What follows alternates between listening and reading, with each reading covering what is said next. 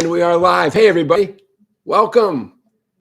Streaming from the Connecticut River Valley Delta, from my neck of the woods to you. Hey, you are tuned into the 107th SongBike Guitar Q&A live stream.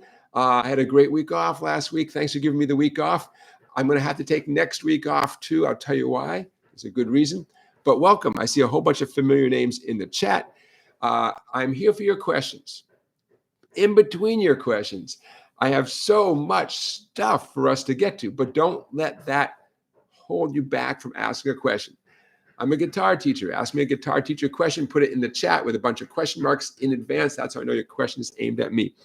In between your questions, we're going to do a bunch of things for the first time. Our first gardening tip, our first Justin Bieber song, our first demonstration of a tuning fork, I think. I'm calling this show the Canada Takeover because not only is Justin Bieber involved, Neil Young is going to be involved. Lenny Breau, is that a familiar name to some of you guys? Someone who has some Canadian roots. We're going to talk about him a little bit. So it's kind of a Canadian takeover of today's show.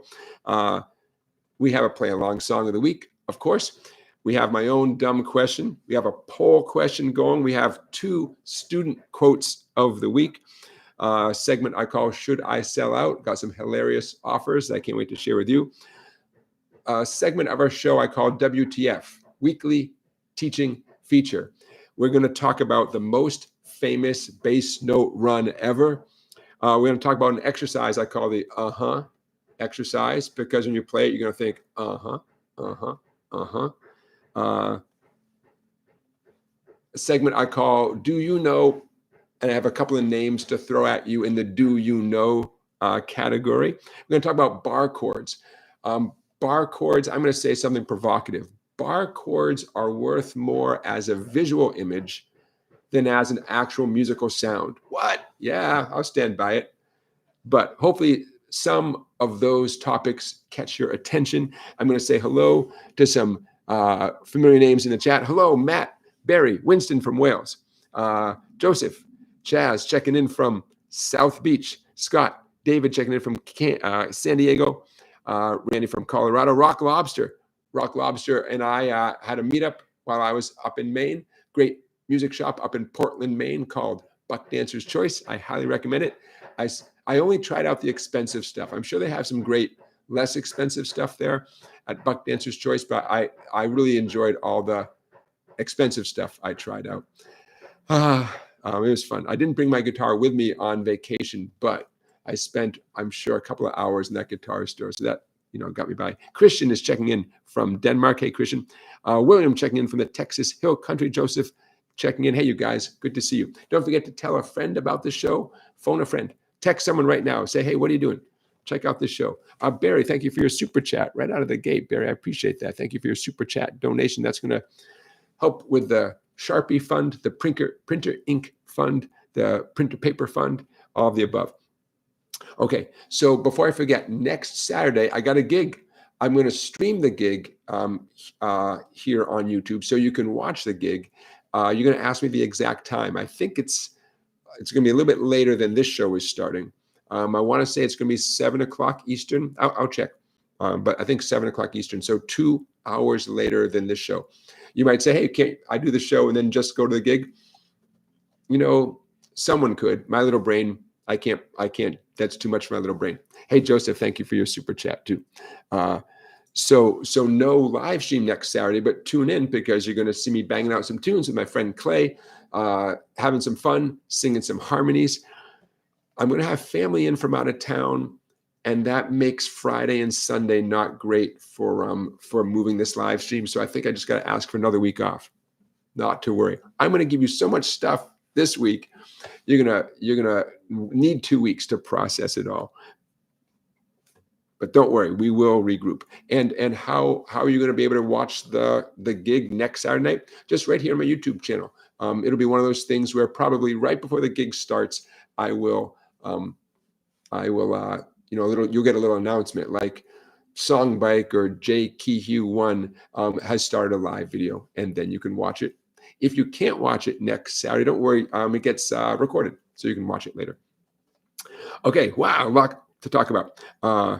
Okay, let's get right into it. Let's get right into a lesson. 5:08, let's just do it. By the way, the poll question, don't forget to vote. The poll question, I hope you jump in on it. The poll question is, can you name notes in the fretboard?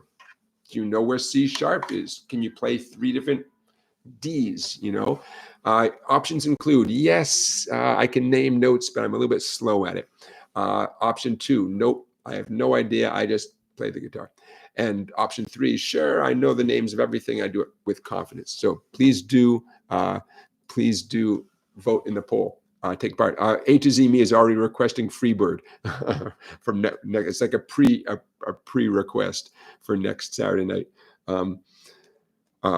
So yeah, let's learn something right now. Let's get right into it. How about where should we even start? Let's do the most famous bass note run of all time. Let's just do it. Okay.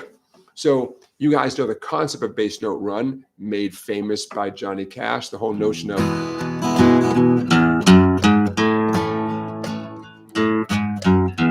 I'm going to give Johnny Cash and his band number 2 because that's such a classic sound. I'm going to vote for that as the number 2 most famous bass note run. Doesn't matter what key you're in.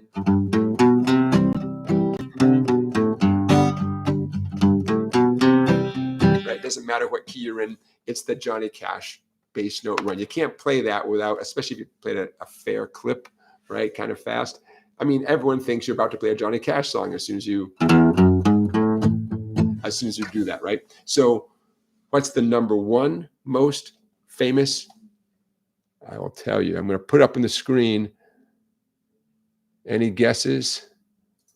The most famous bass note run of all time. I've taught this bass note run a million times. I have, oh man, is that kind of fuzzy? I want that to be easier to read. Okay. I'm going to keep you in suspense. I'm going to upload this again. It's slightly out of focus. In the meantime, if you can guess what the most famous bass note run of all time is, put it in the chat. Should I give you a clue? Let's see here.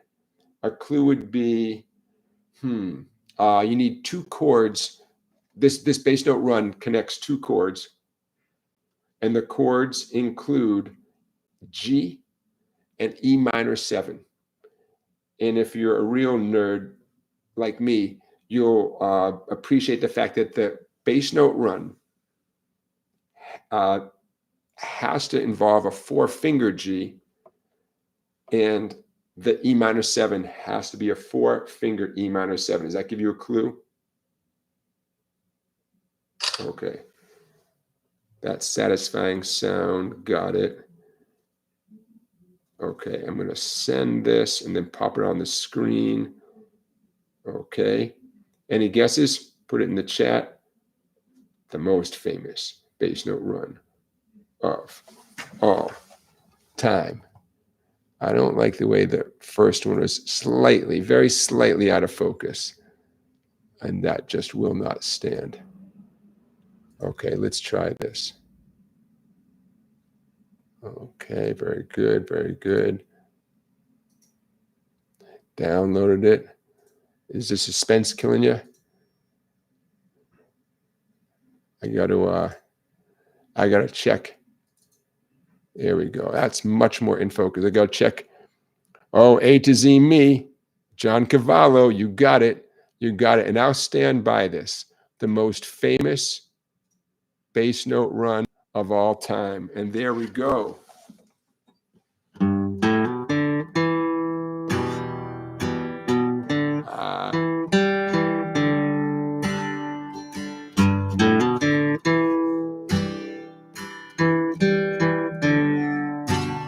Now, how dare I say this is more famous than the Johnny Cash riff? Okay, here's how I dare. More people have asked me to teach them that and the subsequent rest of the intro, the rest of the song, than Johnny Cash. You know, it's a fan favorite. Number two, that classic Johnny Cash sound is, there's lots of songs that incorporate that. There's more than one Johnny Cash song that incorporates that sound, right? But there's only one song on planet Earth with that riff. So that is my vote with no conditions. That is the number one bass note riff of all time. Can you do it? Of course you can. Let me just walk you through a couple of details quickly. I know some of you guys are great at this already. The 4-finger G and the 4-finger E minor 7. Trust me when I say that you want to keep your ring and pinky planted on the first two treble strings. Just plant them there for the entire time. Even if you're not strumming the chord, even if you're doing the run, you still want your ring and pinky to be planted there, okay? So for the moment, glue your ring and pinky on the first two strings, 3rd fret, and pretend they're glued and you cannot lift them off at all, period. Okay. See down below the tab, I put M for middle finger, I for index. Trust me, not only are those your only 2 fingers remaining, but you do want to use those 2 fingers exactly how I wrote there. 6th string, 3rd fret, hammer on 5th string, open 4th string, 4th string 2 with a middle finger, because that sets you up for success on the next chord or the first chord we're about to strum, this E minor 7, 4-finger E minor 7 chord. Those 2 slash marks under the E minor 7, it just means 2 simple down strums. Same thing with the 2 slash marks under the G chords at the end there, just 2 down strums. Full disclosure, the actual guitar part in the song, the strumming on the chords is more sophisticated than just 2 downstrokes, but it's also very folky and casual, and that means, that's my way of saying there's flexibility, there's more than one way to do it. It's not like you absolutely have to do this down, this up, and so on. What we really care about, especially in the context of today's live stream, is the solid, confident, melodic bass note run and the smooth transition right into the chord. Guess what? Your middle finger is already in place for the right after the E minor 7. Your middle finger is already in the right place. Okay, kind of easy, right?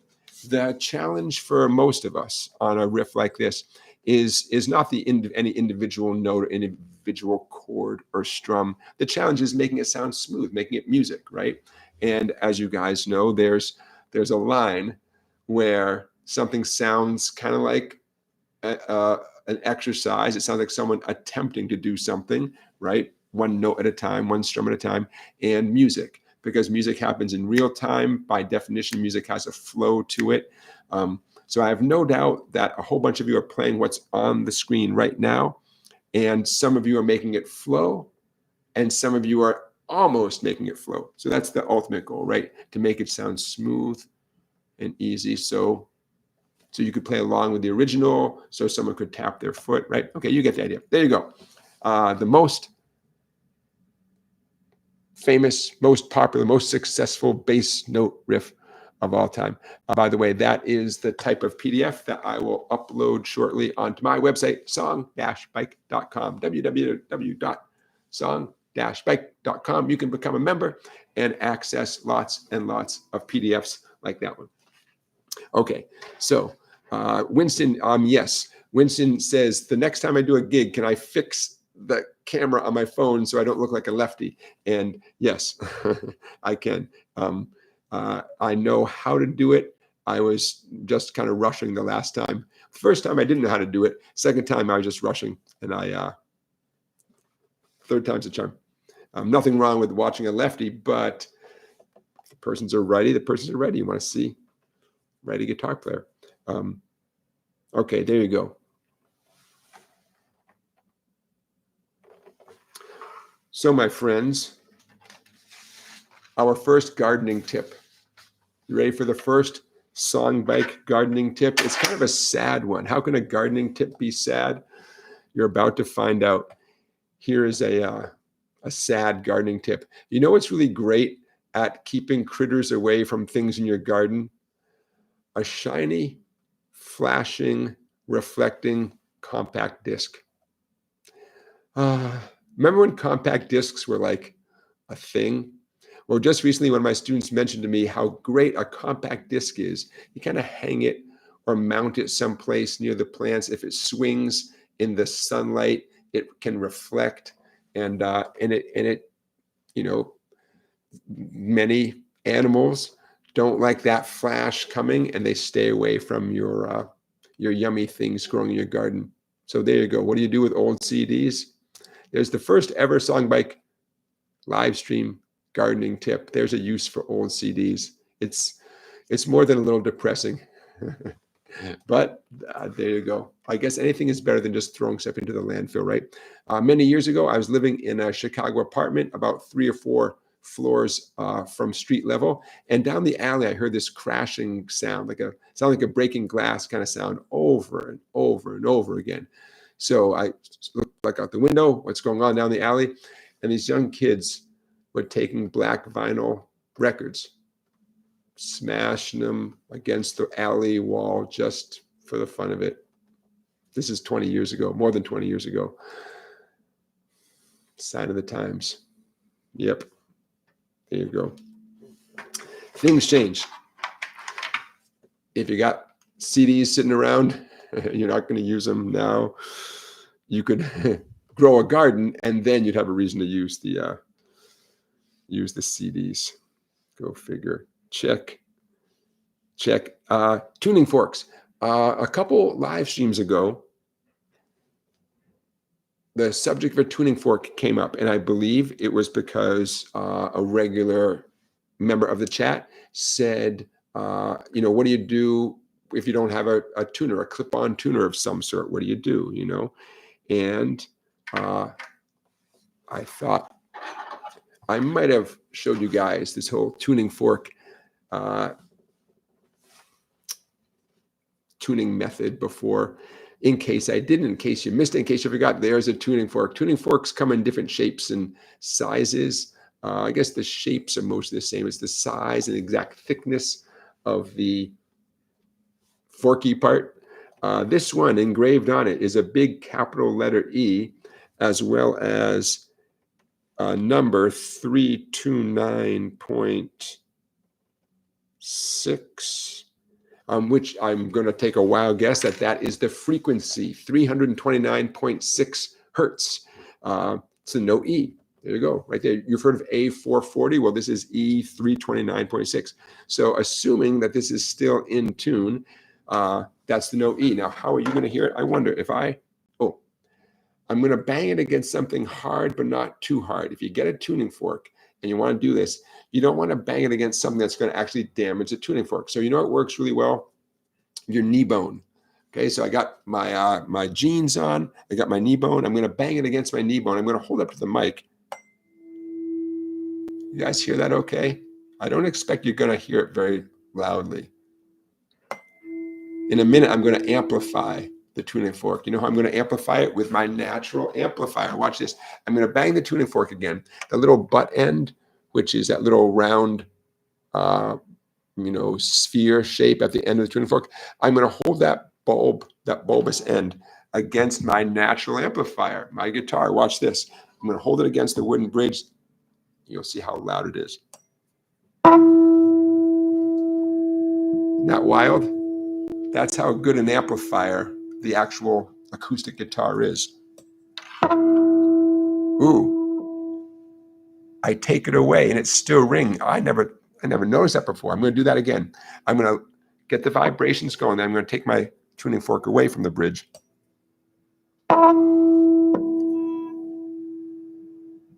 Whoa, that's wild. Okay, so what's up? What's going on? That's the note E. In fact, it's not just any E. It's the exact frequency that I'm hoping my skinny E string is.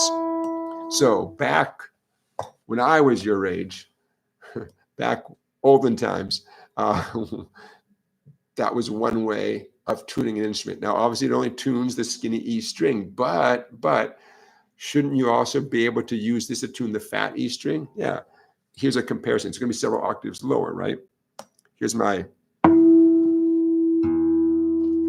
know it's quiet. Hear that?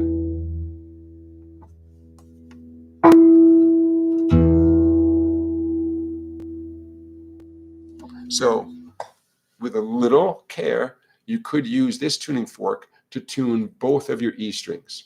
You might say, okay, but that leaves 4 strings. But that's where it gets good. The bottom line, as you're figuring out, is tuning with a tuning fork relies on you to listen in a quiet space. You got to pay attention. You got to listen to your own instrument, right? All these wonderful clip-on tuners that we all have. I had one here a second ago. We don't have to listen to our own instrument, right? You just do whatever the tuner says and you go on with your life. And it's super convenient and very accurate. It doesn't challenge or even encourage us to listen to our own sound that we're making. So you could find E on every string. For instance, the second string, the B string 5, that's no E. And you could tune each E up and down the neck. It'd be 9 on the 9 on the third string, 9 on the G string. There's an E. It'd be an octave lower, but 4th string D at the 2nd fret, that's an E. So that'd be one way to tune every E. Find one E on each of the 2nd, 3rd, 4th, and 5th strings and tune it that way. By the way, in case you find it kind of freaky to use a high-sounding E tuning fork to tune your low-sounding fat E string, you could, instead of just playing the open E string, you could play the open E string harmonic note at 12. Remember harmonics, good old harmonics? I'm touching the fat 6th string extremely lightly right above the 12th fret. I'm giving it a hard pluck with my thumb, known as a harmonic. And that is at least 1 octave closer to the sound of the tuning fork. Anyways, there you go. I want to give you a little tuning fork demonstration. Check. Could you get a separate tuning fork for each string? Sure. I mean, it's a little expensive, but could you do that? Yeah, you could do that. If you're so inclined, I would encourage you to get one. They're not super expensive, and get the E, and then tune the other ones by ear. Don't forget, last thing I'm going to say, and then we'll move on. Instead of finding E's on each string and tuning that note, remember the whole deal about the 5th fret note on one string should be the exact same note as the next skinny string open. The 5th fret tuning method, with one exception. To tune your open B string, the open 2nd string, you compare that with the 3rd string, 4th fret, not 5th fret.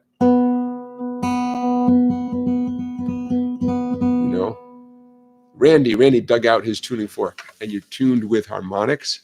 Yeah. A to Z Me says, as a gardener, I can safely say that's a silly way to keep critters away. Most critters attack your garden, do it at night. Hey man, I'm just the messenger. Maybe whatever critters or insects might be curious about the plants in the daytime. Hey, what if at night the CDs could pick up any light that might be coming from your house or something, a street light or something? I don't know. Your point is well taken. William Collier is pointing out that tuning forks are also used as part of a neurologic exam to test vibratory sense. Yeah. In fact, a lot of people associate tuning forks with a medical exam, not with a tool that musicians might need. Yeah. Yep. Very interesting. Tuning fork, check. My own dumb question. Every week I ask one dumb question. I crack up because my wife would assure you I ask more than one a week. I try to ask only one during this live stream. I got a dumb question. I ask dumb questions every week, so you don't have to. Here's my dumb question of the week. is it okay to not know the names of the notes up and down the fretboard? Like, is it a crime? This goes along with our weekly poll question, which is, can you name notes up and down the neck? Well, what if you can't? Should you feel guilty about that? Is it something to be, embarrassed about? No, of course, you can make lots of great music, have lots of fun for the rest of your life, forever, on the guitar without knowing names of notes everywhere, right? Think about it. You know a dozen chords, you can bang out tons of chords and sing along without knowing anything more than where to put your fingers and what the order of the chords is and the strumming pattern. Strumming patterns, right, which most of us want to know, for each song, we want to know the exact strumming pattern, or maybe a strumming pattern that's close enough. Strumming patterns have nothing to do with, the actual name of each note. Now, I realize we can connect the names of notes with the strumming pattern, but you know what I'm saying? There's all these physical skills that are challenging and rewarding, and they create beautiful music that bypass the need to know the names of the notes. Yeah, but I mean, are you supposed to know the names of everything? What do you think? It's a dumb question, right? I mean, of course, we're supposed to know stuff up and down the neck of the guitar. Absolutely. I mean, maybe every other student, especially my adult students, every other student, sooner or later, says, hey, you know what? I really, can you help me figure out the names? Or is there a pattern to figuring out the names? Or I spent this weekend working on memorizing the names up and down the neck. It's a big topic of conversation. So what do you think? It's a dumb question. I know. It's a dumb question. So my short answer is just that. Of course, it's okay to not know the names. You may be too busy working on a specific song, and that's your goal. You're playing Wish You Were Here. Do you need to know the names of every note down here to play Wish You Were Here? You do not. Having said that, it doesn't have to be a mystery. And we've talked about this a little bit, and we can certainly talk about it more. The different tricks to figure out the names of notes, such as at the 12th fret, right? All the names of the notes of the 12th fret are the same as the names of the actual strings. There's lots of other tricks like that. That's probably the number one.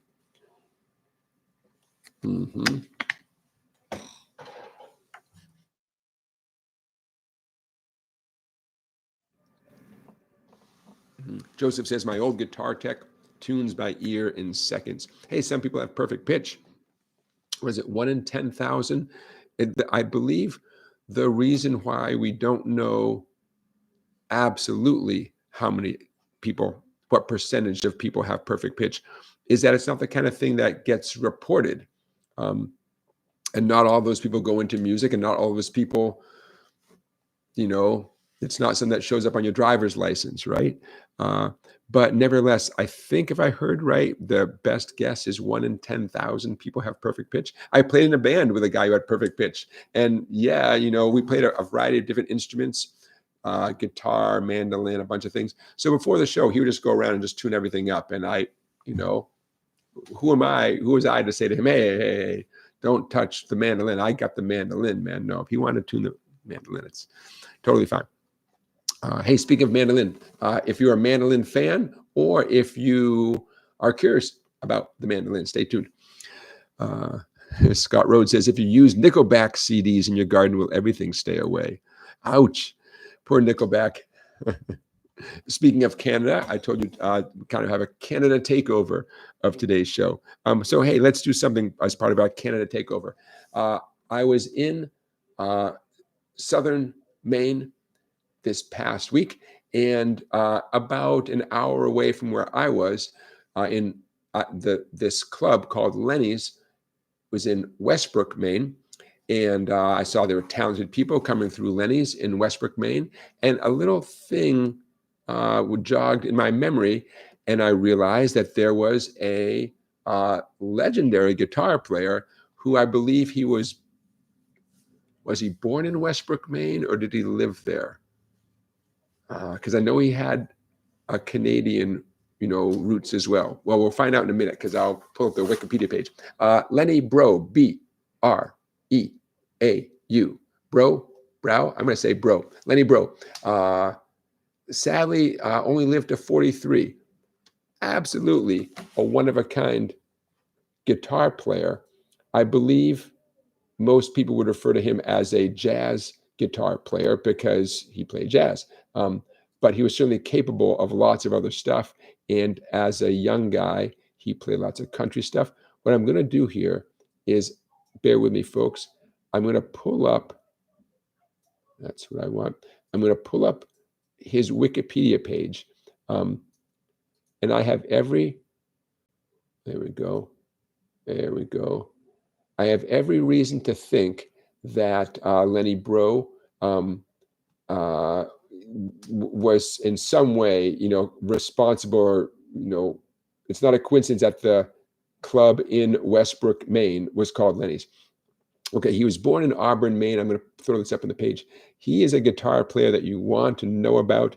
And in the description of this live stream, I'm going to post links not only to this Wikipedia page that you're going to see in a minute here on the screen, but I'm going to post links to some videos of him playing, including a great video of him playing with the famous Chet Atkins. Okay, born in Auburn, Maine. Hey, look at that, August 5th. So his birthday would be coming up in just a few days. Okay, are you seeing what I'm seeing there? Born in Maine, but moved to Canada, and I'm scrolling, see where it says Westbrook, Maine. I got my cursor right there. Made his first recordings in Westbrook, Maine at Events Records.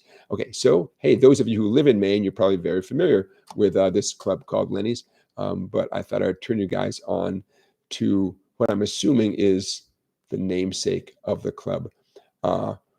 What a guitar player. So in case you want to be one of the cool kids and be hip to a player that is not a household name, but is the guy who inspired all the household names. Yeah, this is one of them. Sadly, his death was premature and has never been fully investigated. I'll leave you to do your own investigation as to everything with his untimely passing in, I think it was Los Angeles. Yeah, there we go. Okay, so a little segment I like to call Do You Know? And one of the people we're featuring in that segment today, as part of our Canada theme, is Lenny Breau. Fantastic player. And like I said, I'll put a couple of links to a couple of his YouTube videos in the description of this live stream. One with him playing with Chet Atkins. Oh, another one where he does a solo version of the Bob Dylan song, Don't Think Twice, It's All Right. So there you go. One of the people we're featuring in tonight's live stream. Okay, I'm checking back at the chat. Rock Lobster has a very good question. Rock Lobster says, when you play power chords, Jonathan, do you use 2 or 3 fingers, 2 or 3 strings? Excellent question. I'm going to say it depends. I'll tell you what, a 3-finger power chord gets a nice meaty sound. The reason the 3rd finger is optional is the note my pinky is on right now is simply 1 octave higher than the note my pointer finger is on. So while it adds some nice meat to the power chord, it doesn't add any new information, any new harmonic information. So in general, yeah, I like doing 3 fingers.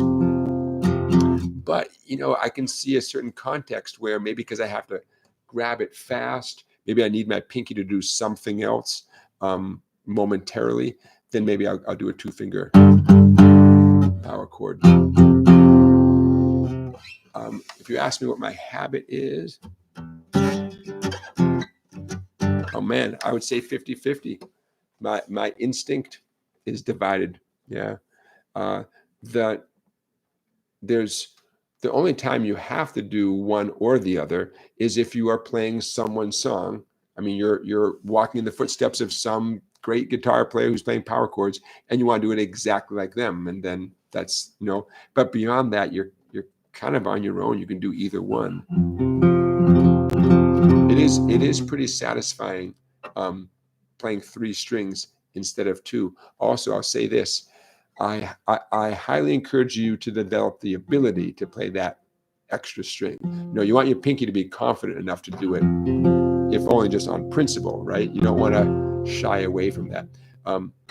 I'll say this, sometimes, especially with my students who are beginners or just about beginners, their ring finger does not feel comfortable reaching up. So I'll encourage them to substitute the pinky instead. And some people have such quick success using a pointer and pinky for a 2-string power chord. I just leave it at that. I don't demand that they use their ring finger. Therefore, if they're using the pinky and the pointer the way I'm doing it on screen right now, then the only option is to do a 2-finger power chord, unless you want to work on laying your finger down. But a beginner wouldn't do that anyway. So, Joseph says White Rabbit is a good song to play with power chords. I love that. I love suggestions from you guys because for every song that's in my teaching repertoire, I assume it's easy to guess. There's about 20 that I know in my memory, but I've never taught them. And sometimes as soon as I see a song, and let's say White Rabbit, for example, as soon as I see it like written out in a book or something, I realize, oh man, that's a great example of using power chords. It's a great example of whatever. And then it becomes part of my teaching repertoire. So thanks for the heads up. Val says, there was a blind student in our college dorm with perfect pitch. We would take our guitars to him. Yeah, so interesting. There's a blind student in my college who always knew exactly what time it was. Always, always, always. No watch. He was never late for anything. Go figure. There's a lot we don't know. There's a lot we don't know. Those of you who take part in the Discord page for SongBike, I've been getting an email or two from Discord saying there's some messages waiting for me. If you sent me a message through Discord and you're waiting for a response, I apologize for not getting back to you. I just haven't had time to check in. One quick way to reach out to me is just through email, info@song-bike.com, song-bike.com, info@song-bike.com. Send me an email, and that's, Discord isn't part of my regular routine yet. I set it up because you guys taught me how to do it, and you suggested it, and I was happy to set up. But so far, it's not part of my routine, so I don't. I'm not checking on messages all the time. Going back to power chords, Barry says 2-finger power chords is what he does on electric and 3 on acoustic. Yeah, that makes sense. You know why? Because acoustic guitar is just not as powerful a sound, right? So you want that extra string. Whereas electric guitar, obviously, you can enhance the sound so much with amplification and effects and everything, Yeah, that makes sense. It's a good point. Check. Okay.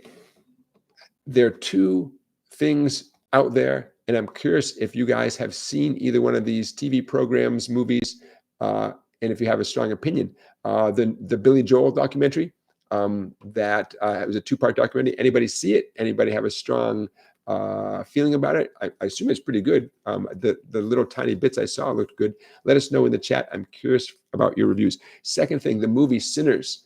I've heard great things about the movie and great things about the music in the movie. Anybody see Sinners? It's definitely on my list. It's streaming, especially when the music of a movie gets so much positive attention.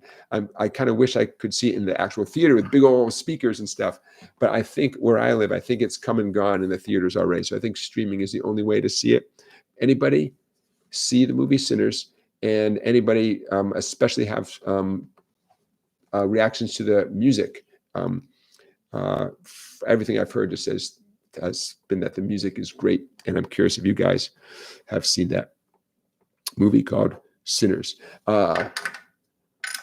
Steve Martin's in the news. Steve Martin. Steve Martin is in the news. And I'm going to tie in this, though, Steve Martin mention with another Do You Know? This one's going to relate to a young musician a great mandolin player and singer. My mom cut this out for me from the Connecticut newspaper known as the Hartford Courant. This is from yesterday's paper. Thanks, Mom. Steve Martin to co-host Bluegrass Awards. Anybody read newspapers anymore? Well, I was a newspaper kid. I delivered the newspaper as how I got my spending money, and I read the newspaper all the time.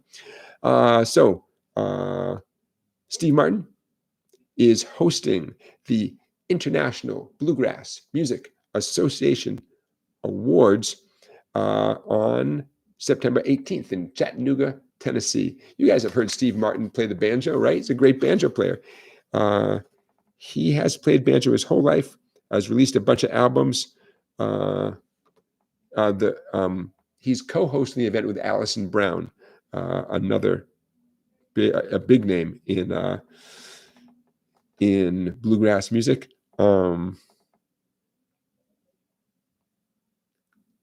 And Steve Martin, I'm just reading here, Steve Martin and Alison Brown did a song together called 5 Days Out, 2 Days Back, and it's nominated for a bunch of awards from the International Bluegrass Music Association. What else can I tell you? Steve Martin started playing banjo as a teenager. Anyways, now you are up to date on two things, Steve Martin and the International Bluegrass Music Awards. So let's connect that with a bluegrass hotshot named Sierra Hull. Do you know Sierra Hull? You sure should. She has, I think, 6 times. Sierra Hull has won the Best Mandolinist award from that International Bluegrass Music Association awards ceremony. What I'm pulling up here, and I'm going to share this with you guys. Okay, let's pull up her website, shall we? We shall. Okay, Sierra Hull. Now, there's a bunch of reasons why I like learning and then passing on information about youngish people younger than me. And I'll tell you what, I don't want to be one of those guys who says, there's no good music nowadays. Grumpy, womp, womp. Get off my lawn, kids. I don't want to be one of those guys. So let's talk about Sierra Hull. She has a new album out called Tiptoe High Wire. She just played on National Public Radio's Tiny Desk concert. So in the description of this live stream, I'm going to put a link to her performance, which was just recently. She's done it before, but just recently she did it again. The NPR Tiny Desk concert. You know what thing I get a kick out of is when these little concerts happen, the musicians have to cram into a small space, and I get a kick out of how everyone crams into a small space. So she's on tour, man. Look at that. Arkansas, West Virginia, Maryland, Lowell, Massachusetts. It's not a shock. People don't come through Connecticut. Lowell, Mass is, I would guess, maybe 90 minutes from me, give or take. But she's on tour, man. So great mandolinist, 6-time award winner, 2-time Grammy nominated. Okay. And she has a great band. So Sierra Hull, do you know Sierra Hull? Well, now you do. And like I said, in the description of this live stream, I will put a link to her National Public Radio Tiny Desk concert. Check her out, Sierra Hull. Okay. And is it important I check these off? It's not unimportant. Okay, there we go. Sierra Hull, check. 2 student quotes of the week. I'd like to share these with you. One is a student. One is a neighbor who had a great quote. Let's start with a neighbor. A neighbor of mine sometimes drives behind Guitar Center and takes a look at what Guitar Center has in their dumpster and finds like brand new stuff, not Gibson Les Pauls, but he found some beautiful gig bags, like pretty much brand new. One was a Paul Reed Smith gig bag, one was a Fender gig bag. So he thinks I might want him. So the first time he did this, or a recent time when he did this, I'm just getting to know him. And I said, hey, well, do you play the guitar? I mean, he said, no, I just play the lottery. And yeah, there you go. You got to play something. You could do worse than playing the lottery.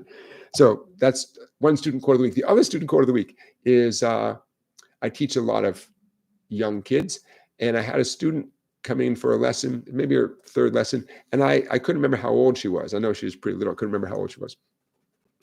And I try to be fun with the kids when we have, these little one-on-one lessons. And we're sitting at the piano, and she had done this one exercise 5 times. There's a little coloring book thing for piano students. You color in certain things, and it ended up being 5 times. I said, hey, 5. That's a special number, because I'm thinking she's 5 years old. I was pretty sure she was 5 years old. And I said, 5 is a special number. I said, is that your number? And she looks at me. I said, are you 5 years old? She said, no, I'm 4 years old. I said, you're 4 years old? She said, yeah, I'm 4 years old. I said, well, who's 5 years old? I pointed at myself. I said, am I 5 years old? Because usually that gets a laugh. Kids look at me and say, no, you're not 5 years old. I put my finger at myself. I said to her, am I 5 years old? She looks at me. She goes, I don't know. And her timing was perfect. And her attitude was like, look, man, I have no idea how old you are. Let's continue on with the lesson, shall we? I was like, point well taken. I couldn't help but to crack up. So there's the student quote of the week. Why should she know my age? It's really none of her business. It's really not relevant to the lesson, is what she could have said. I tried it on another kid an hour later, and that kid laughed like anything. He thought it was hilarious. Go figure, go figure. Student quote of the week. David Hedden is saying that maybe 60 Minutes recently did a story on Sierra Hall. Is that right? I wouldn't be surprised. When musicians are out there hustling, they generate publicity, right? You make an album, you go on tour. Well, then you're going to be on the radio. You're going to hopefully get some TV attention, right? Good for them, man. They're working, they're hustling. Got to make your own luck, right? How are we doing? In a few minutes, let's do our virtual play along. You're going to need a capo. I think we're going to capo at the 4th fret. The original doesn't have a capo, but Mr. YouTuber here might need the capo so I can sing it better. So don't go anywhere. We're going to do our virtual play along shortly. Have you voted? Did you vote? Our poll question. Simple question. Can you name notes on the fretboard? By a landslide, many of you feel, yes, you can name them, but you're kind of slow at it. That's 92% of you. 8% say, yeah, you do it confidently, no big deal. 0% say, no, I have no idea. So either no one's admitting to it, or you guys, you're a capable bunch. Remember, I cannot see how you vote. I cannot see who voted how. So don't be shy. But hey, no, maybe you guys you all have some idea of how to figure stuff out. Excellent. Don't forget to tell a friend about our live stream. And in case your friend or loved one says, I'm busy on Saturdays, remember, they can watch this later. They don't have to watch right now. They can watch this later. We've got dozens and dozens of you in the chat. Don't forget to give this live stream a thumbs up. Even if you're watching this in the days to come, don't forget to give the live stream a thumbs up. By the way, hopefully you guys are seeing 0 advertisements. What I've been doing recently is waiting until this live stream is done, and then I monetize it, just because I appreciate you guys being here, and you shouldn't have to sit through ads. So those of you who are watching this as a rebroadcast, I know you're seeing some ads. That's how we pay the bills. Sorry about that. Okay. How about one more thing, and then we'll do our play along. Should I sell out? Here's what I was offered this week to offer to you. Number 1, let's see, sanding products. Would you buy sanding products if I really recommended them highly? Maybe. The Dickies company, like Dickies pants, they reached out to me, but it was very vague, and it was a weird email address. I think it was a scam. But it looked on the surface like it was from the Dickies garment company. The best offer I got all week, products that I could profit from if I told you about them and you bought them on my recommendation. Pooper Scoopers, a bunch of pet products, including Pooper Scoopers, pet ramps, leashes, and pet car seats. It was a pet products company that thought that I would be a great spokesperson to help them sell their product to you. Pet ramps, pet leashes, pet car seats, and Pooper Scoopers. Those of you outside the US, you might know exactly what a Pooper Scooper is, or you might be able to figure it out pretty quickly. You might call it something differently depending on where you live. It's one of those terms. There you go. That is a wrap on segment I call Should I Sell Out? Okay, let's rock and roll. Our weekly play along song. Let's do it right now. I'm going to pull it up on the big screen. Continuing our Canada Takeover. Fantastic song. Kind of can't believe we haven't done this already. Close that. Okay, open this. Our play along song of the week. There you go. Hopefully you can see that nice and clearly. If your screen goes black, don't worry. I'm going to wet my whistle, take a look at those chords, take a look at the lyrics. I'll be back with you in 4 seconds.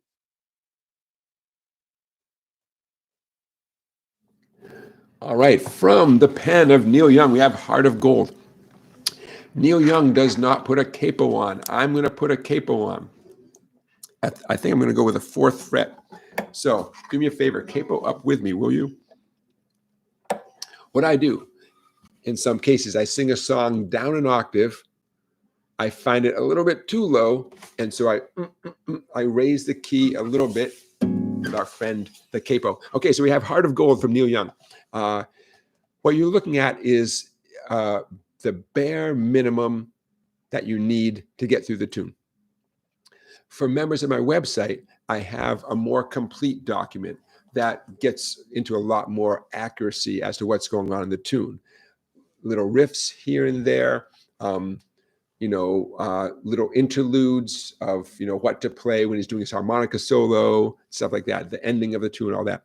So I'll be putting that up in the PDF section of my website when this live stream is all done.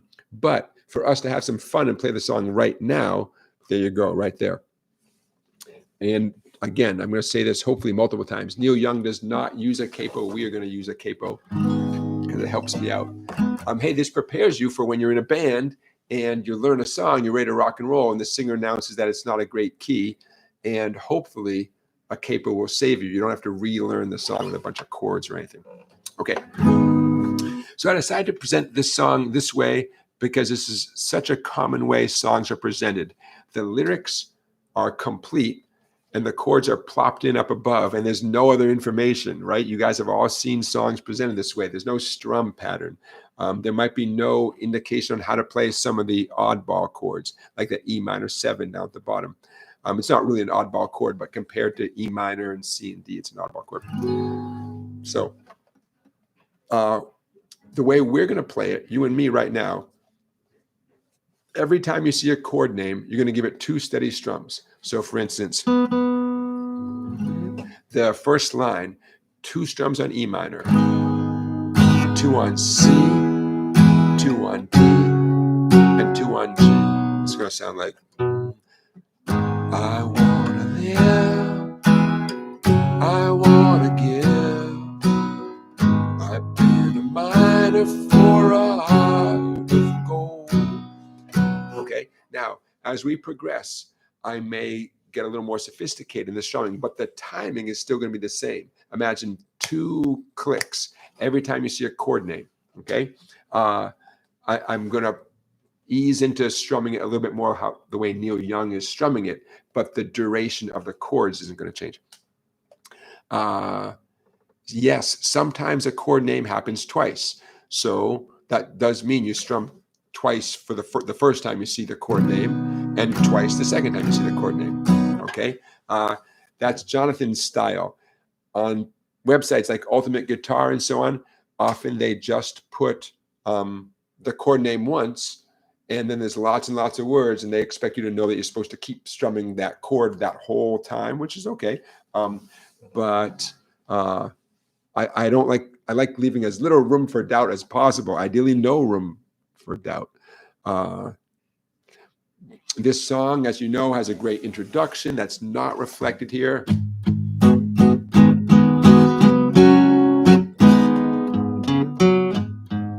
That whole thing, that is reflected in the PDF that will be available on my website.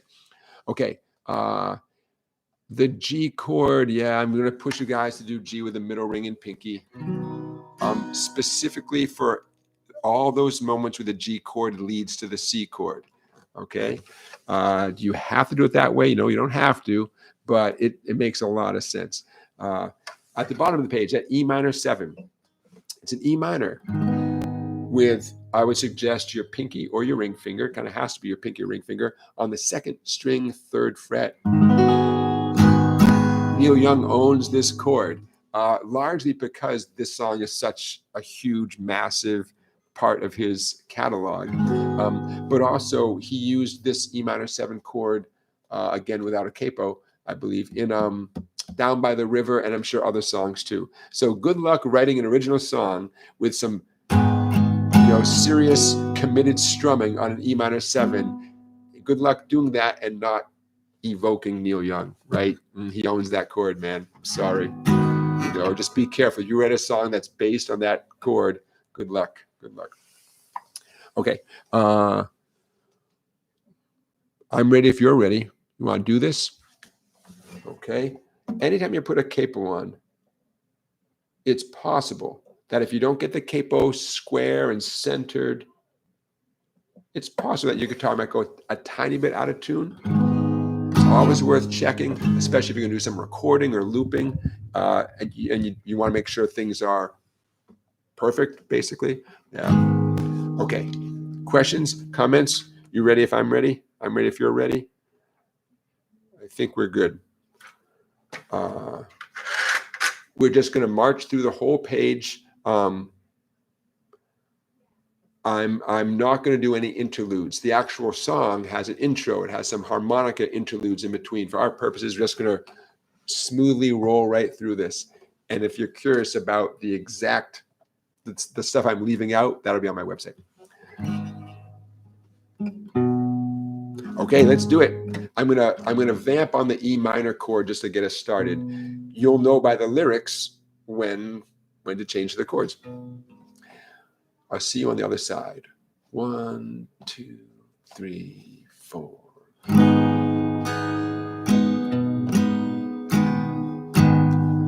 I wanna live, I wanna give. I've been a miner for a heart of gold. It's these expressions I never give. Keep me searching for a heart of gold. And I'm getting old. Keep me searching for a heart of gold. And I'm getting old. I've been to Hollywood, I've been to Redwood, I've crossed the ocean for a heart of gold. I've been in my mind, it's such a fine line.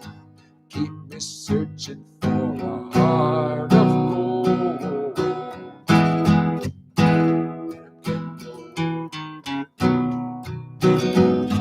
Keep me searching for a heart of gold.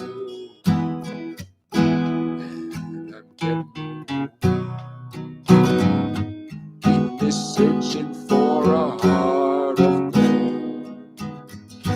Keep me searching and I'm growing old. Keep me searching for a heart of gold. I've been a miner for a heart of gold.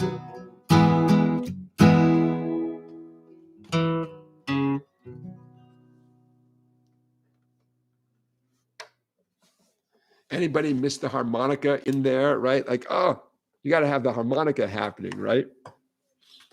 If you were to do this with a harmonica, you want to get one of those neck braces, grab a harmonica.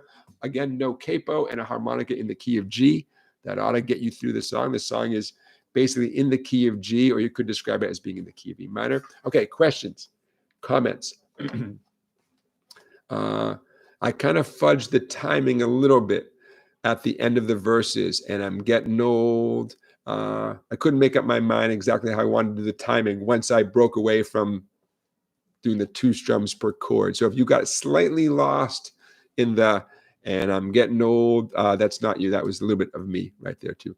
Okay, but pretty straightforward tune in general, right? The basics, the campfire version, pretty straightforward.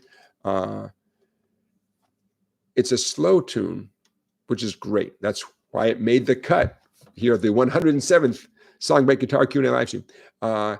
The chords are pretty basic chords, right? One thing that's unique is how frequently the chords change. Every 2 counts, just about every 2 counts, the chords are changing. You know, in listening to the song, getting ready for this live stream, I was struck by the background vocals are so great and just fill out the song so nicely.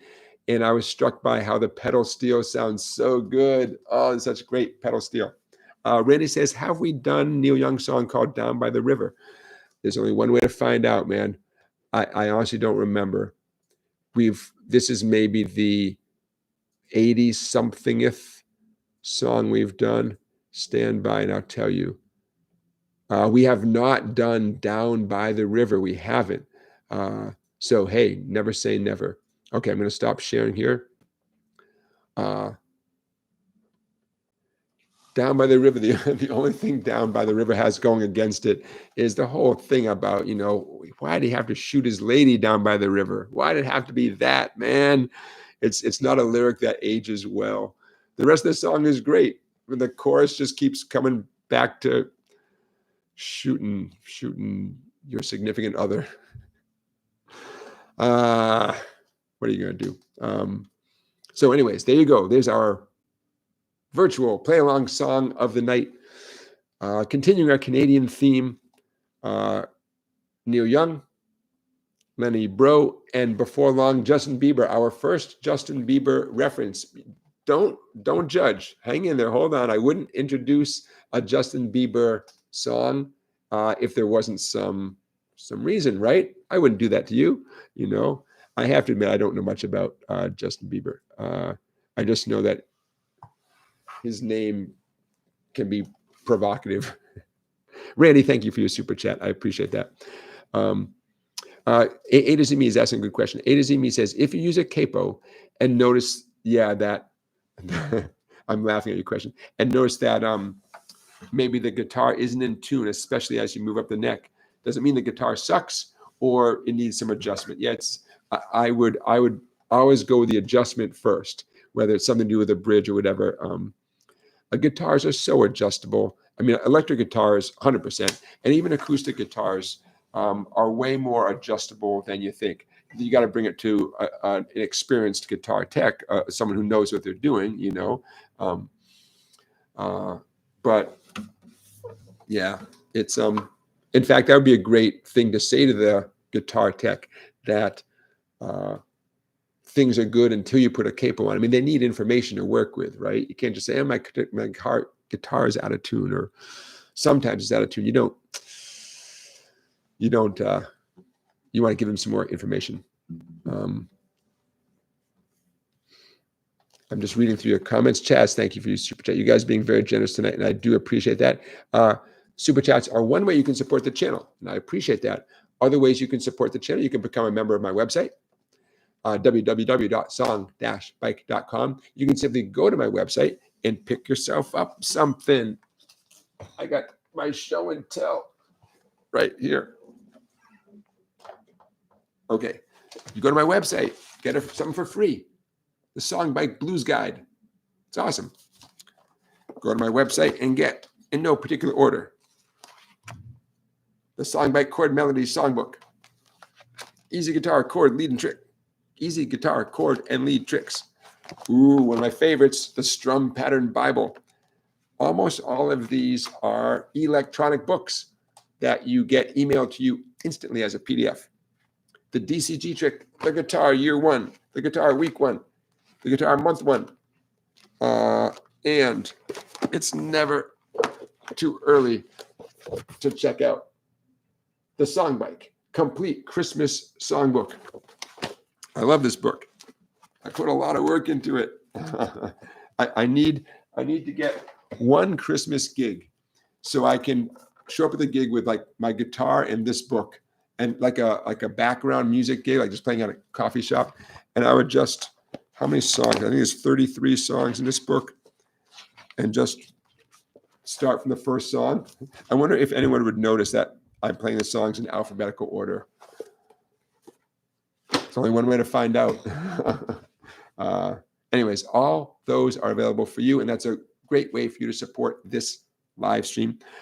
Hey, the affiliate link, this is always in the description of the live stream, but for kicks, I'm going to put it in the chat right now. If you're going to shop at Sweetwater anyways, click on this link first. And Sweetwater knows that I sent you, and then when you make your purchase, they send a little tiny bit of their profits to me to support this live stream, and I thank Sweetwater for doing that. Oh, I just got some strings from Sweetwater, and I set them aside and didn't give much thought, and then later I realized, wait a minute, there's candy in that package. So I don't know if we all get the same stuff.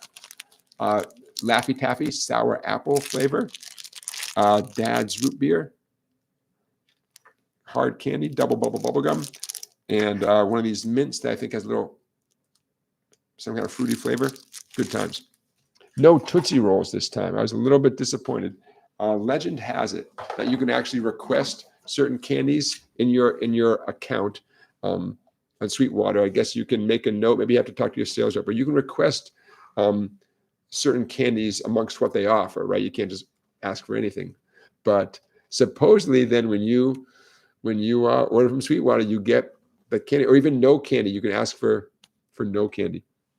That's what I heard. I don't know. I haven't tried it myself. Maybe because I'm easy to please. Hey, Beginner Guitar Lessons is in the chat. Thank you for being our moderator. Beginner Guitar Lessons. His name is Blue. That's how you know he's a moderator. Okay, check. Since I mentioned Justin Bieber before, let's get right into this. In today's live stream, can I just point out that you're getting a lot of mini lessons here as part of the live stream. We did that little famous bass note run from Wish You Were Here. We just did our play along song, right? We're about to do a very cool thing that I'm going to pull it up right now, that goes way beyond Mr. Bieber and his talents. And I'll show you why I'm bringing this up. Okay, there we go. Perfect. Oh, man. That looks great. Okay, so from, I believe, 2021, there we go. A song from Justin Bieber called Peaches. I get my peaches down in Georgia. Okay, so why am I showing you this song? Hey, look at those chords. Some slightly oddball chords. There's an E minor 7 again. Continuing our Canadian theme with my first ever Justin Bieber song, at least the first one that I've ever introduced here in this live stream.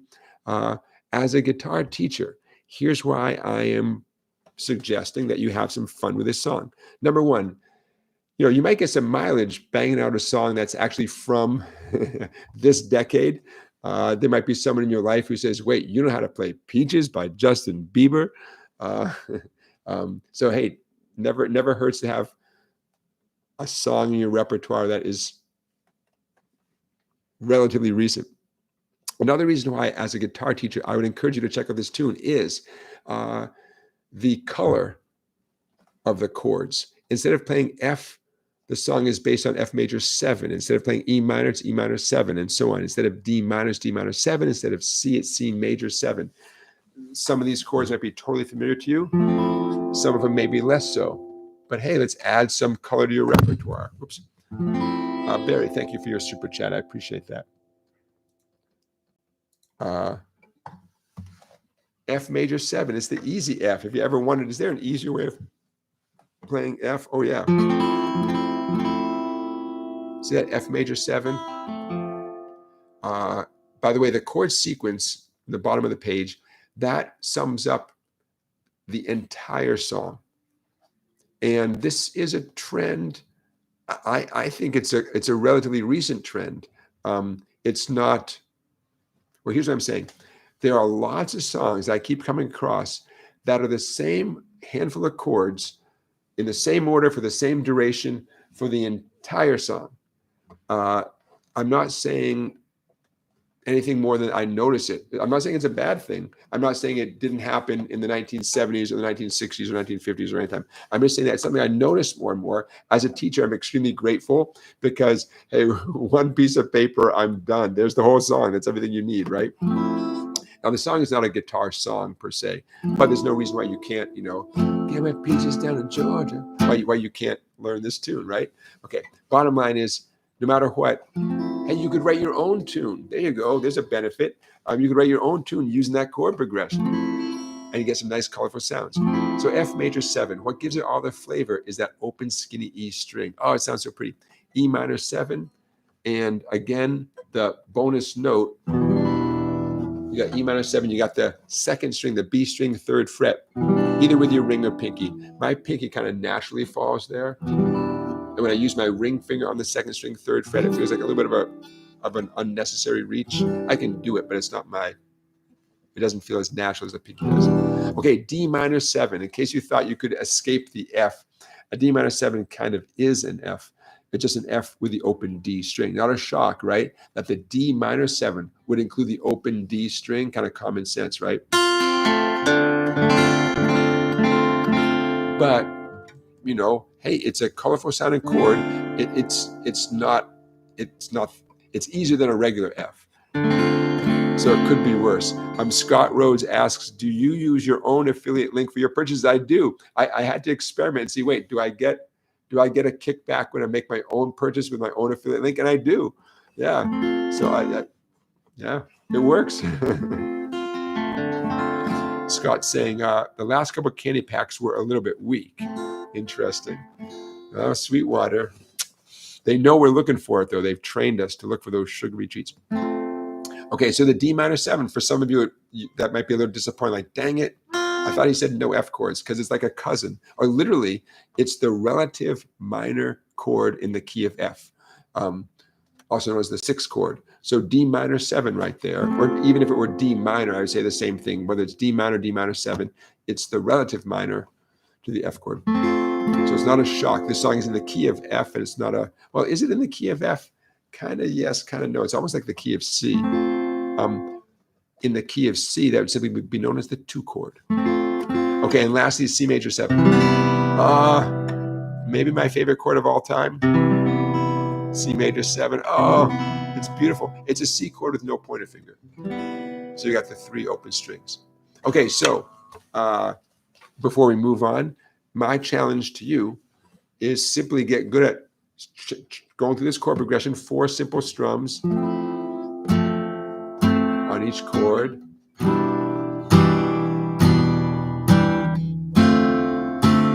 And you don't have to tell the world that this is a Justin Bieber song if you don't want to. They're not going to recognize it unless the person's a pretty hardcore fan.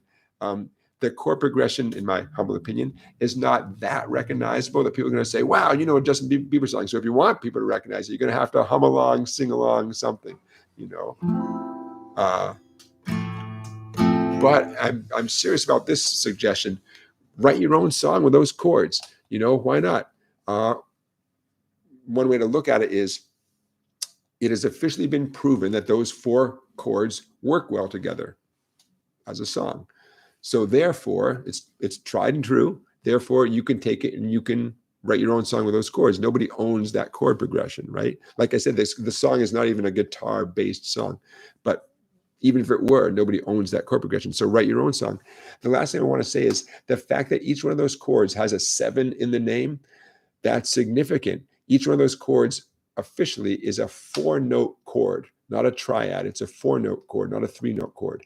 And that 4th note is the 7th note or the flatted 7th note, depending, of each one of those scales. So the reason why F major 7 is called F major 7, it includes the 7th note of an F major scale.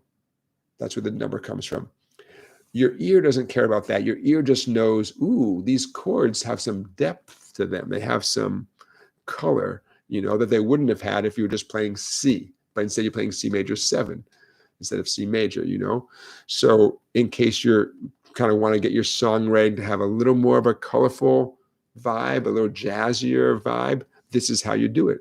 You know, you play the 7th version, you know, in this case, the minor 7 or the major 7 version of the chords. Okay, there you go. The first ever inclusion of a Just song in our live stream. Will that document be up on my website in the PDF section? Of course it will. Or everything ends up in the PDF section of my website. All right. I know when the chat goes quiet, I know you guys are playing stuff. That's awesome. So that might be our final Canadian reference for the moment. Our Canada Takeover show. Thank you, Justin Bieber. Now, don't go anywhere, because in a minute or before long, I'm going to show you what I call the exercise. And with a name like that, how can you resist? Did you know Connecticut has now declared itself to be the pizza state? We're the pizza state. And when you order a takeout pizza here in Connecticut, a lot of times the pizza box says the pizza state with a big graphic image of Connecticut. And then this is pretty cute. On the edges of the box, the sides of the pizza box, all the way around, they list the names of every town in Connecticut. Kind of adorable. We're the pizza state, man. We declared we're the pizza state. Now, there is pretty darn good pizza in Connecticut, New Haven, Connecticut, which is about 40 minutes behind me that way. Has some pretty legendary pizza places. At least we think they're legendary. So now you know where the pizza state is, right here in Connecticut. And in case some of you didn't get the memo, my new landlord and my neighbor is right over there. Great pizza restaurant.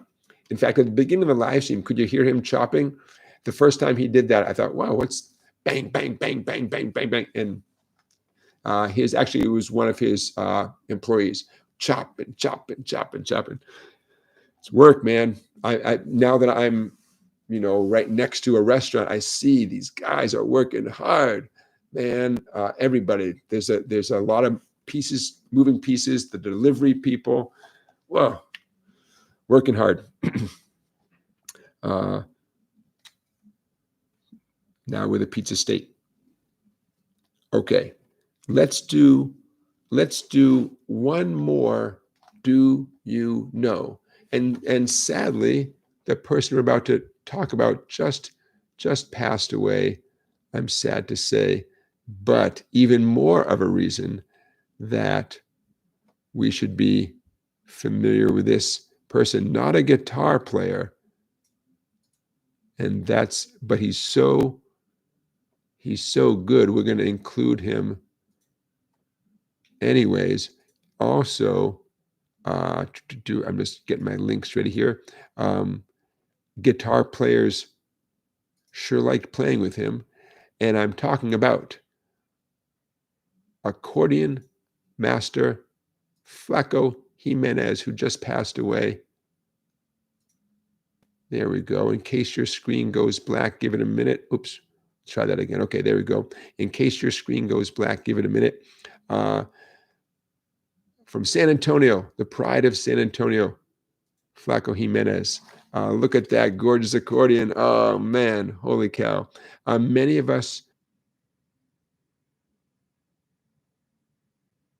Okay, we're back. I probably clicked on the wrong thing. Don't worry, it didn't go anywhere. We're going to share another Flaco Jimenez page. There we go. Okay, so yeah, it passed away on July 31st. So on your screen, you may see the Wikipedia page. And again, if the screen is black, bear with it for a second. Multiple Grammy Awards. I believe 4 Grammy Awards.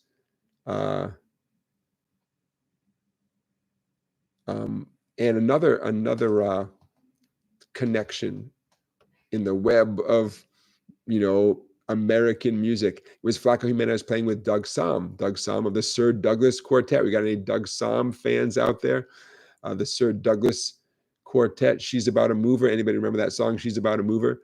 I mean, Doug Sahm is just a fascinating guy. And see in the middle paragraph, I know you do, talking about Flaco Jimenez, the first Grammy Award, 1986. Third Grammy Award was something he recorded with the Texas Tornadoes, Augie Myers, Doug Sahm, and Freddie Fender. It's like the web, for lack of a better image, the web of music around the world, but certainly just within this country, the web gets thicker and thicker. So much interesting stuff. Anyways, Flaco Jimenez passed away just a few days ago. I figured now would be a great time to bring him to your attention, not only, like I said, because of his talents, but clearly many guitar players wanted him to be part of their sound. Flaco Jimenez. There you go. Okay. Checking the chat. Okay. Yeah, Caddis is pointing out Chuck Mangione passed away recently. Yeah, as a young kid, that song "Feels So Good," man, I remember that. That made a big impression on me. I thought, oh, wow, there's a cool song, a horn-based pop hit instrumental, because there's so few of those on your typical, AM radio in the mid 70s or so. Like, they stand out, right? Late 70s ish. What a great song, Chuck Mangione.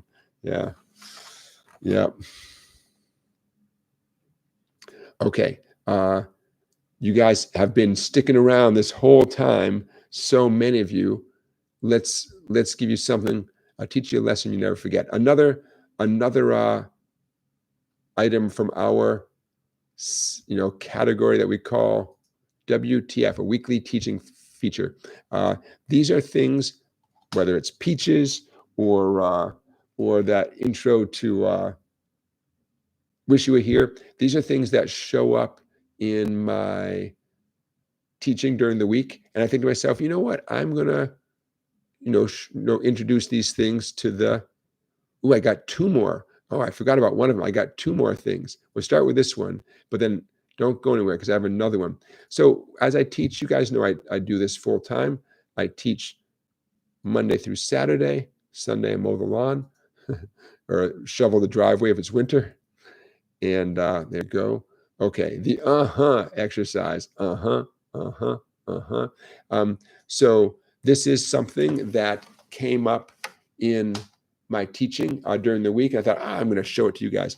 Now, I know you guys want me to make that a little bit bigger. I'm going to, even though I like to get the whole page on there, I'm going to make it bigger for a moment because I really want you to see. I know it's huge, right? I know, but I'd rather show you the heart of this, and then we can zoom out and see everything. Okay, so what is going on here? Well, during my weekly teaching, this is a guitar playing thing that came up. I thought, it's not the kind of thing that you necessarily see all the time. So what is this, and why is it called the exercise? Okay, I chose to apply this to When the Saints Go Marching In.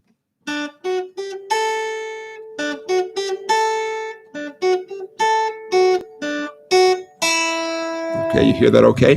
What I did just there was I just played the melody. And I know there's a lot of numbers on the tab, but the melody I just played the notes on the second or first skinny string, just to get the tune in your head. I mean, I know you know the tune, but there's nothing like getting it refreshed. Okay, so why is it called and why are all those other numbers there? Okay, so preceding each melody note is the same note 1 octave lower. Okay, I'm going to do it super slowly, and then I'll do it in rhythm so the name will make sense.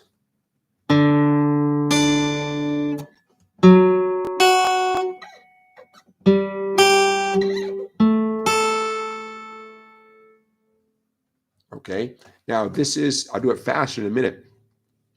This is something that dobro and steel guitar players do to flesh out the melody.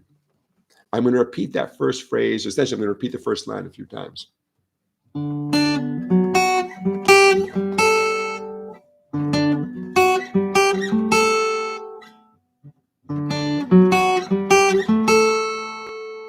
See how the melody is still there, but there's that rhythm of right? Now this is my goofy name for it, because if I just called it preceding the melody note with an octave note, I wouldn't watch that. But if someone tells me there's an exercise called the exercise, yeah, I'd have my questions about it. Now, why would you or I or a dobro player or a steel guitar player, why would they do this? Because the melody is so, it's so small on our instruments. Now, on a beautiful horn down in New Orleans, you can lay into it that big, juicy, sexy brass sound. That's different. We have these little thin strings. It sounds kind of wimpy, right? I mean, it works, but we want to expand. So now you know the trick.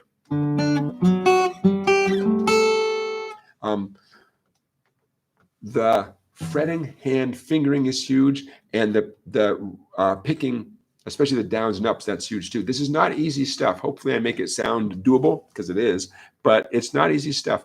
Let's talk about the picking hand.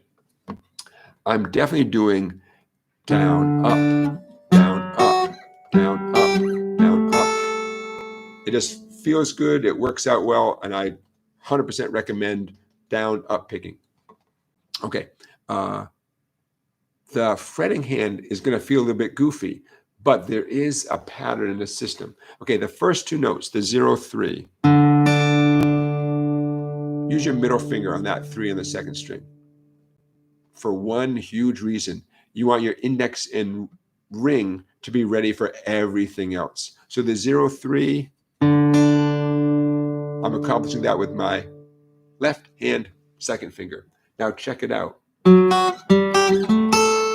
Everything else, the 4, 2, the 5, 3, and the 7, 5,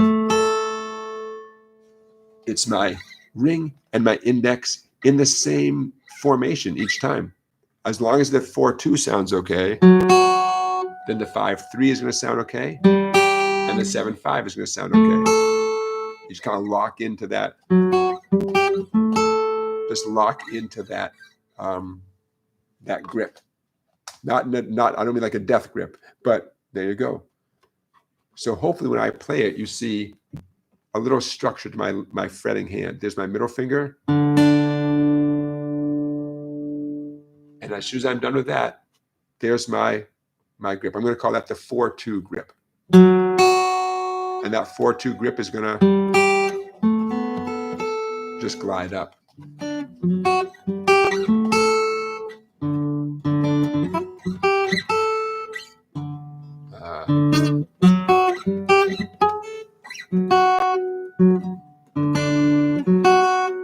Now there's one. I'm going to scroll down a little bit. Just in the first line, you have just about everything you need for the rest of the song, with one tiny exception. Okay, at the very end of line 2, see the very end of line 2? That's the only thing that's different.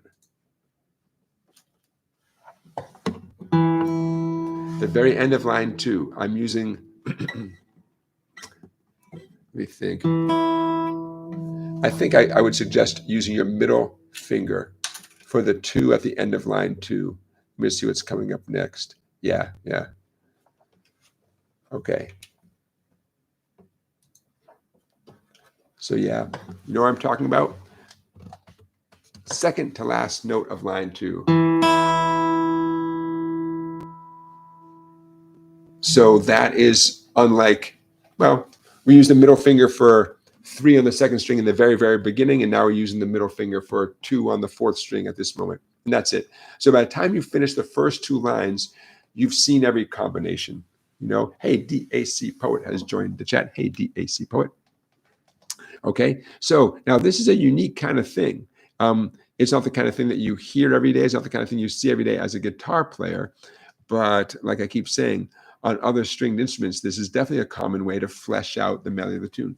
And in case you missed it, the melody is on the 2 skinny strings. And if all you played, when you look at the tab, if all you played were the 2 skinny strings, you'd get, oh, when the saints 3, 2, 3, 5. It would sound okay. It just kind of thin, you know, but I mean, it's the song. By adding, you know, by preceding each melody note with the same note 1 octave lower, yeah, you know, it sounds cool. You get more, there's more body there. But you have to prepare yourself for that feeling of the rhythmic feeling of, uh-huh, uh-huh, uh-huh, uh-huh.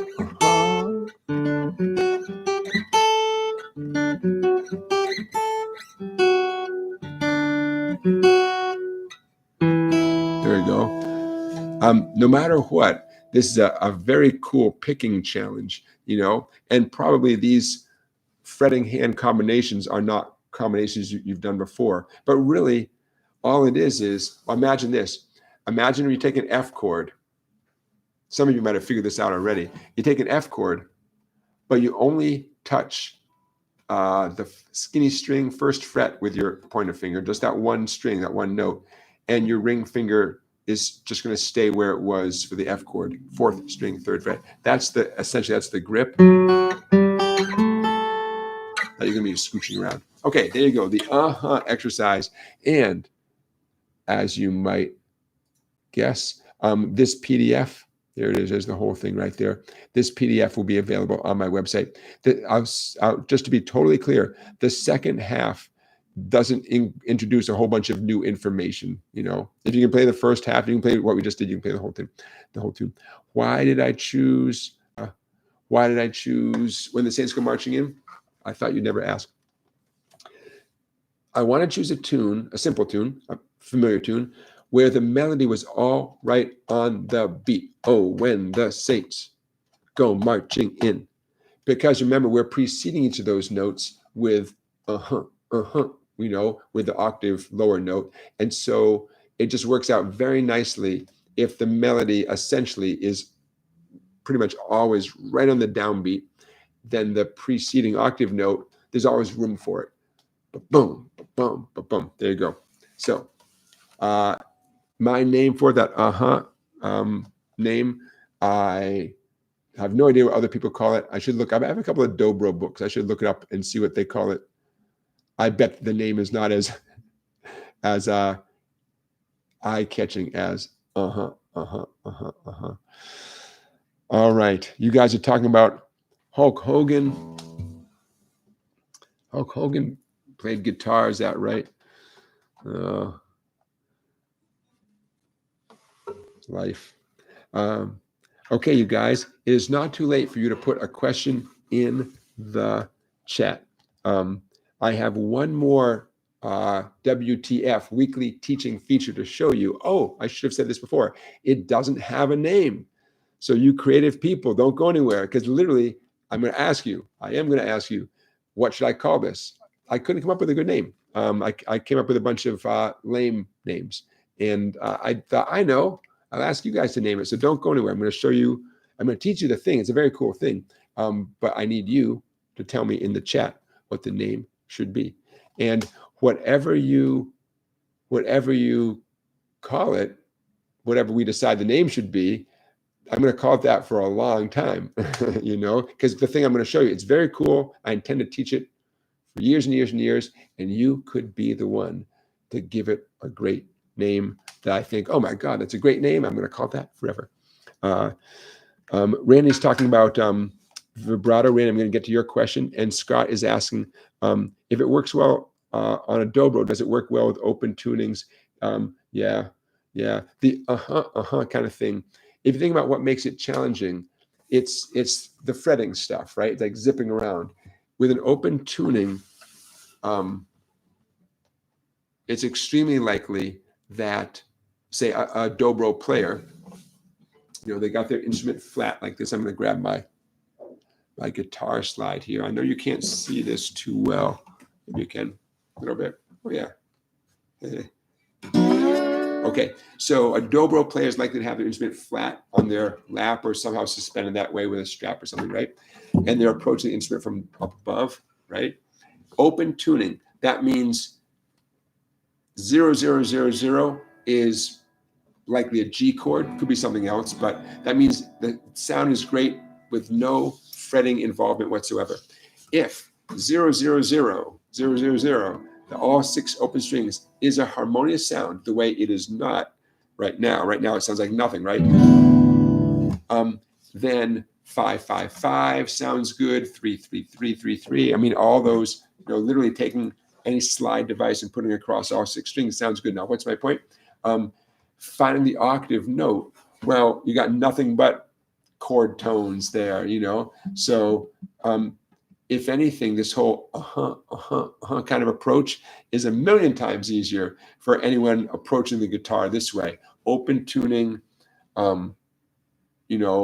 focusing on barring across all 6 strings with a sliding device. Oh yeah, they don't have to do all that stuff that I just asked you to do, where you're, going up and down the neck and different fingers and stuff.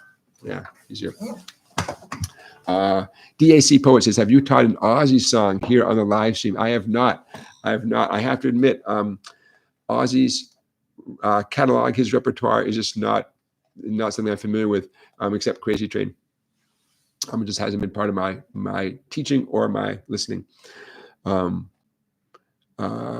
Randy, I see your question. Randy, any tips on how to get a decent vibrato? I wish I did have some magic information. I just don't. I have warnings, such as if you're playing 6-string acoustic guitar with nice, typical acoustic strings, it's a little bit trickier to do vibrato, right? To get that nice wiggly vibrato sound. I mean, it's doable, but it's just plain easier on electric guitar. In fact, it's so easy on electric guitar that people might overdo it. But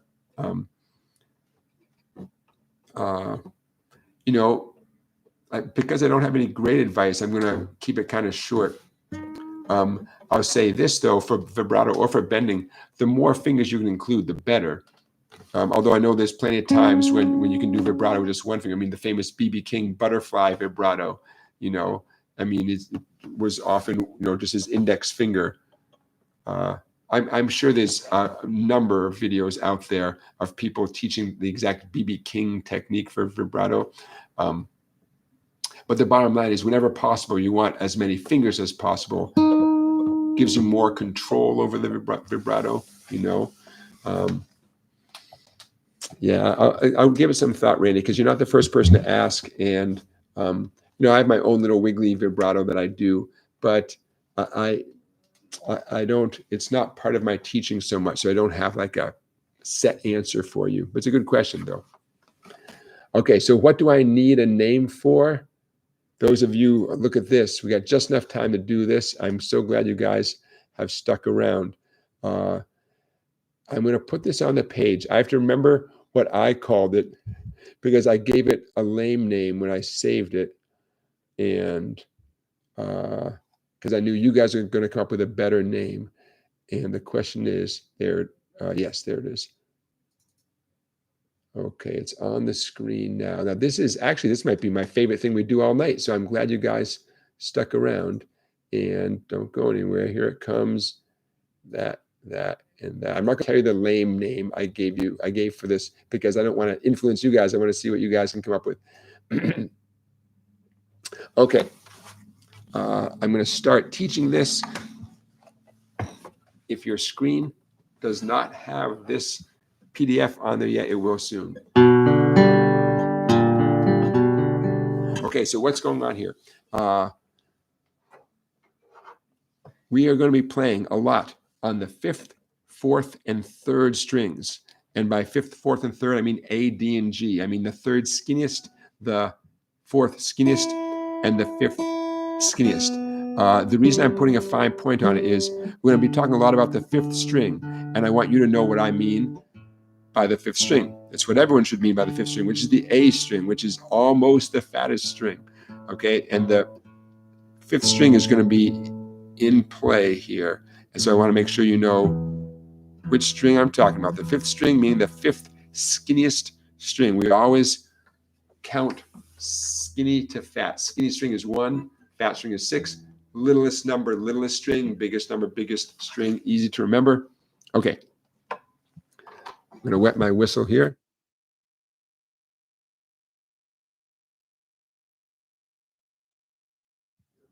Back on the cider, Lyman Orchards, apple cider. Very tasty. Distributed by Lyman Orchards, but is this the good stuff? You got it from Leominster, Mass. Pressed and bottled by New England Apple Products, Leominster, Mass. I digress. Okay, so what's going on here? We have 3 notes that very much reflect a G major chord. I put the names of those 3 notes up above. The names are going to be important in a second. The names are B, D, and G, as in big dog growl. I encourage you to use your middle finger on that B, because you're going to need your pointer finger in a second, your index finger in a second. Okay. Not a shock that the open D string is the D note, right? And the open G string is the G note, not a shock. Those 3 notes are the 3 notes of a G major chord. For those of you who are like, well, G, but you need everything for G. You do not. You need 3 notes. However you play those 3 notes is up to you. But I'm just impressing upon you that those 3 notes, the B and the D and the G, are all you need to legally claim that you are providing the world with a G chord. Now, if you change that first note from a 2 to a 1, you are now giving the world the notes of a G minor chord. You can hear, right? You can hear that difference. What used to be major is now minor. Just goes to show that there is a 1-note difference. If you got to change 1 note, but only 1 note, and you have now changed from a major to a minor. Okay, so now what's up with that smiley face? Well, what we're about to do is we're about to get a little bluesy. Blues music is partly characterized by a fluidity, a flexibility, sort of easing between the flatted 3rd note, in this case the B flat, and the regular 3rd note. When I say regular 3rd note, I'm talking about the 3rd note of a G major scale. The flat 3 on 1, that's what makes it minor, the B flat note, and the regular 3rd note of a G major scale, the B natural. Okay, so what we have is that happy smiley face is reflecting the world we're about to enter, which is the bluesy world, where, there's some flexibility between playing the flatted 3rd and playing the major 3rd. That's one classic characteristic of blues music. Okay, so you with me so far? Okay, so what do we see down there below? Well, check it out. Instead of just playing 1 and playing 2, take your middle finger and slide from 1 up to 2. Only 1 pluck from my pick. And then instead of playing those 2 open strings separately, play them together.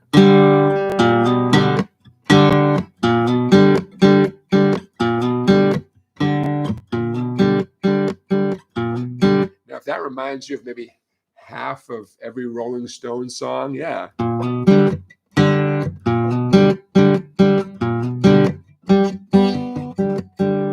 Now, I can already hear some of you saying, hey, wait, a G chord, we could play more notes than just those 2 to reflect a G chord. You could play the open 2nd string. But I'm limiting you to those 2 zeros, just the 3rd and the 4th string, because I very much want this to result in that punchy rock and roll sound. Essentially, that's a power chord. That 0, 0 you could argue that that's a power chord, right? It's a G power chord if we isolate just the 0, 0. So yeah, so stick with me and just do those 2 zeros. Okay, so see what's going to happen? We're going to move up the neck. This is where it gets good. It's a tiny bit harder, but it gets good. See that 3, 4? I encourage you to do the 3, 4, that slide. 3 on the 5th string up to 4 on the 5th string with your ring finger. Why ring finger? So your index can hop back and grab the 2, 2. In effect, it's as if you're doing a 1 finger A major chord.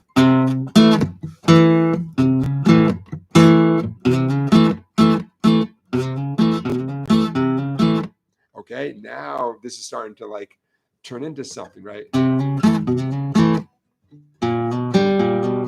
I just did the G riff and then the A riff and then the G riff.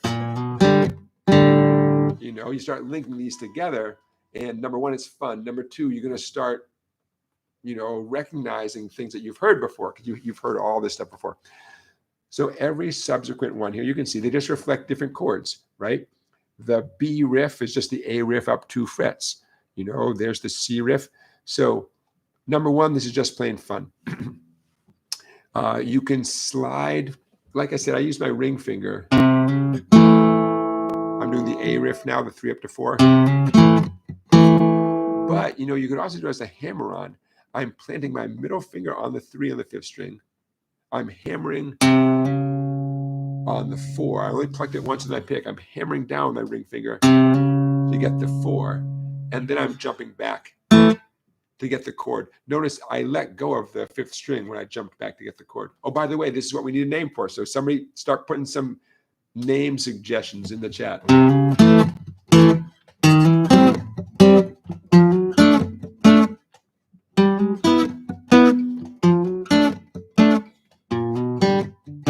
I'm playing a little bit to inspire you to come up with some good names.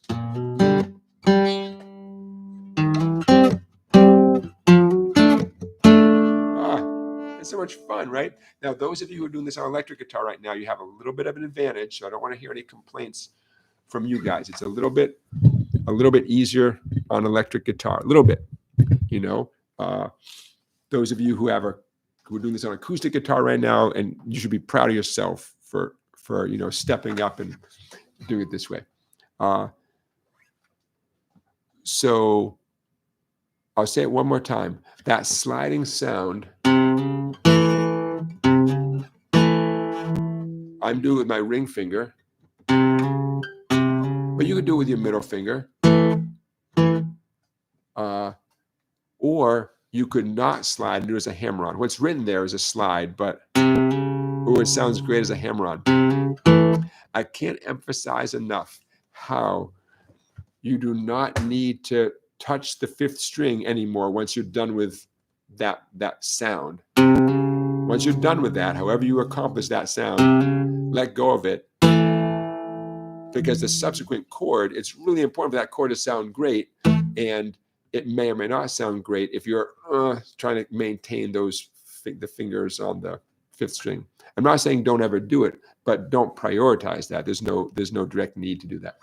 Okay, so this is one riff just all over the guitar. Couldn't help but to throw in a little music theory. That's why we started off with the whole G major, G minor thing right there.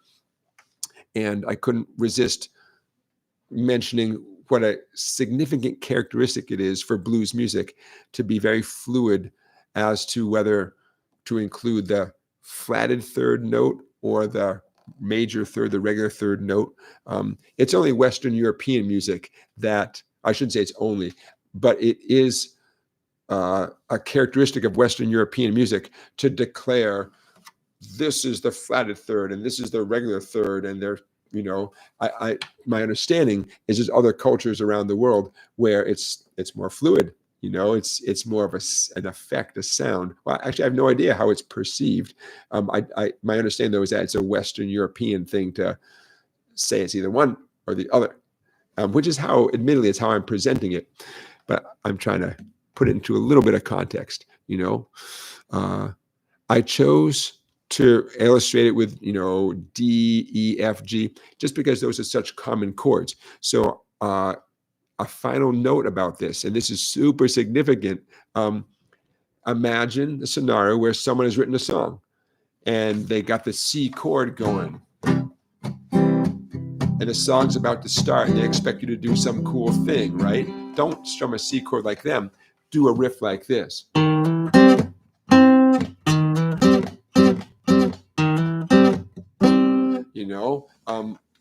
It's going to sound great. If it's that type of tune, it's going to sound great. And then to expand that notion, any song that has a bunch of major chords, well, substitute this, or either do this instead of strumming the major chord, or if the song already has someone strumming the major chords or the power chord version, or whatever, add this on and see if this is a good complement to that. It's totally possible. It's a great complement. You guys know I'm kind of on a mission to arm you, to equip you with alternatives, so you can substitute this sound to be named hopefully soon by one of you guys. You can do this instead of boring old D chord, do this instead. Alternatively, I would hate for you to see someone doing this and think, whoa, that person's some kind of genius. I don't even know what they just did right there. Nah, right? A one finger A chord. And then since you're only using one finger, we're taking advantage of the freedom of the other fingers to put in that 3/4 sound on the A string, that minor, major, flat 3, regular 3,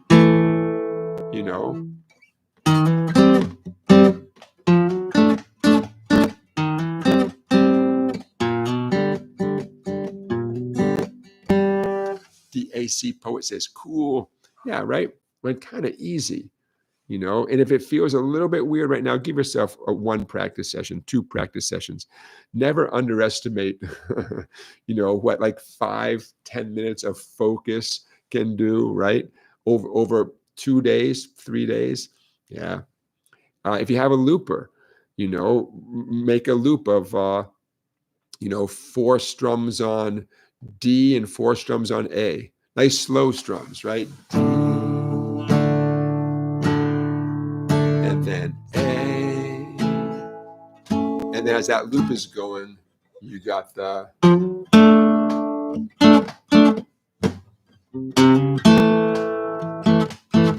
an opportunity to do this, right? It's going to sound great. It's going to sound great. Hey, those of you who are songwriters, forget the old chords, so to speak, altogether. Write the song that only uses these. Write yourself a D, G, A song, but only rely on this approach to D, G, and A. Why not? Ooh, last thing, and just about time to say goodbye. Notice the very last thing on the page, right? The very last thing on the page is back to the G riff that we started on, except it's 1 octave higher, 12 frets. I know oct stands for 8, like an octopus, but long story short, 12 frets up the neck is the distance of 1 octave. So the G riff that involves sliding from 1 up to 2 is the same as the G riff at the bottom of the page, 13 going up to 14.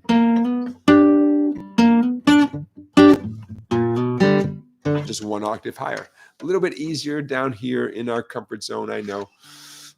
But anyways, as I worked through the musical alphabet, G, A, B, C, D, E, F, I was so happy that there's enough room on the line to finish up on G. Something very satisfying as a music instructor to take a concept and travel up the neck and get all the way to the point where you've traveled 1 octave.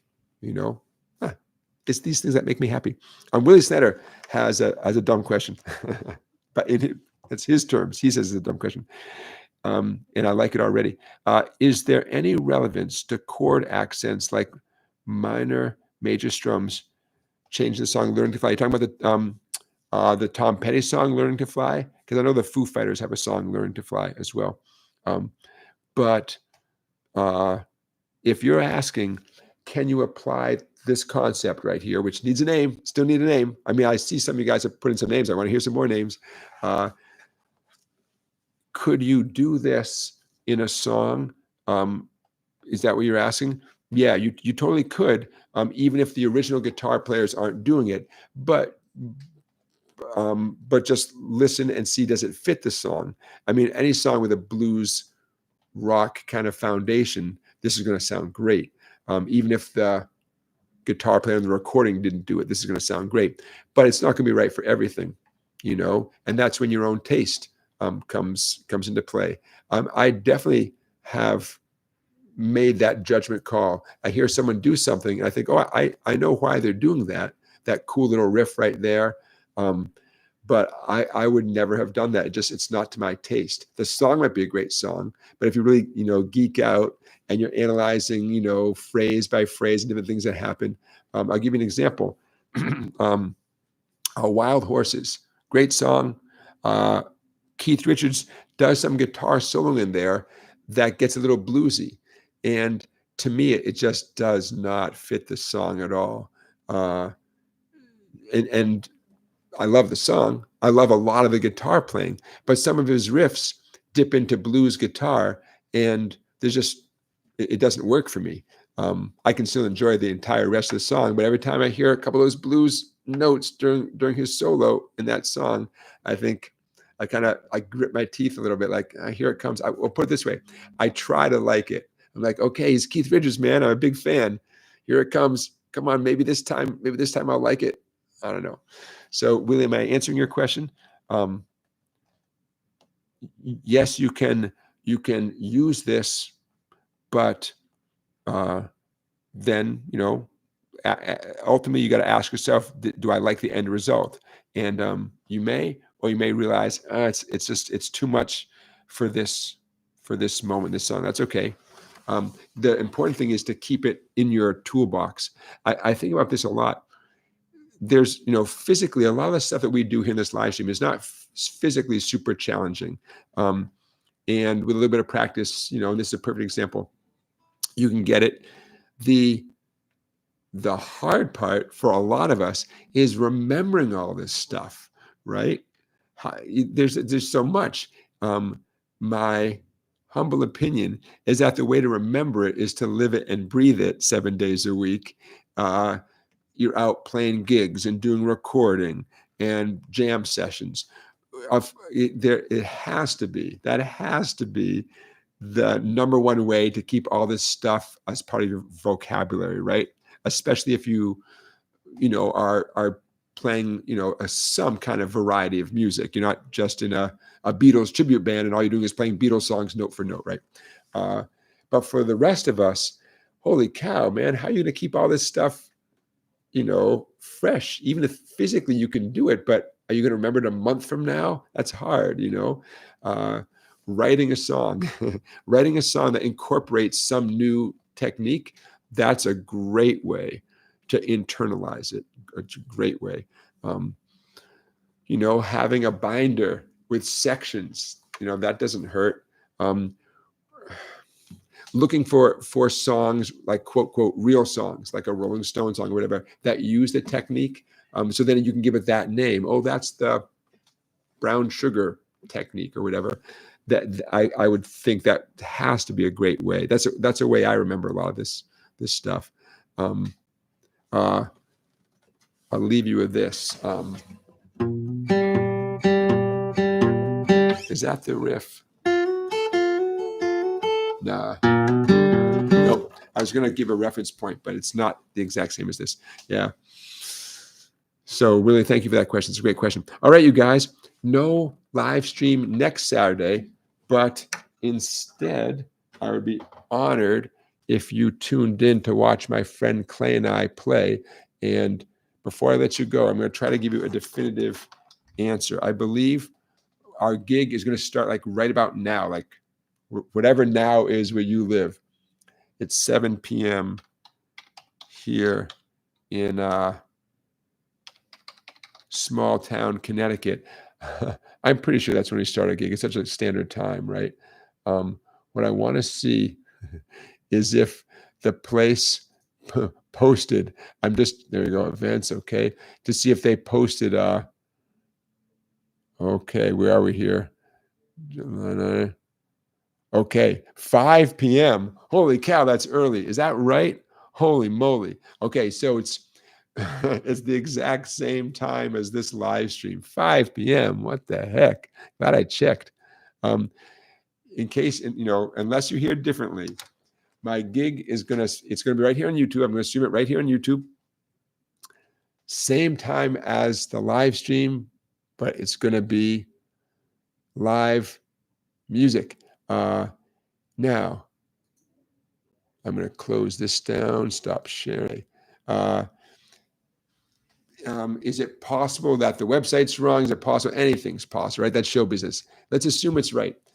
I will be promoting the gig on my social pages, Instagram, Facebook, between now and then. So if the time is wrong, I'll be promoting the right time on Instagram or Facebook. So now's a good time to suggest, hey, why not follow me on Instagram or Facebook if you don't already? Just head over to either of those platforms, do a search for the phrase SongBike, all one word, SONGBIKE, and you will surely find my page. Give it a like, whether on SongBike or Facebook, or Instagram or Facebook, and that way you'll be up to date on everything, just everything. Oh, good. Christian from Denmark said that's not too late in Denmark. Good to know. DAC Poet says, neat, thank you. You are very welcome. Willie says, I will tune in. Thank you, guys. I appreciate that. So no live stream next week. And like I said, because I have family in from out of town, plus preparation for the gig, it's just not super convenient to just bump it to Friday or Sunday. Usually I would consider that. I'll see you in 2 weeks. I think I gave you a bunch of things to play, a bunch of things to think about. Hopefully I'll keep you entertained for 2 weeks. All right, you guys, thank you for being here. In a moment, I will begin populating the description of this live stream with some time stamping, but also links to a bunch of things we talked about. Give me a few minutes, but I'll do that. It just has proven to be efficient for me to do that right after the live stream, as opposed to waiting for tomorrow morning. From my river delta to yours, I want to say, have a great 2 weeks. I will see you, and we'll do this all again and have a great time. Thanks for watching, everybody. Take care.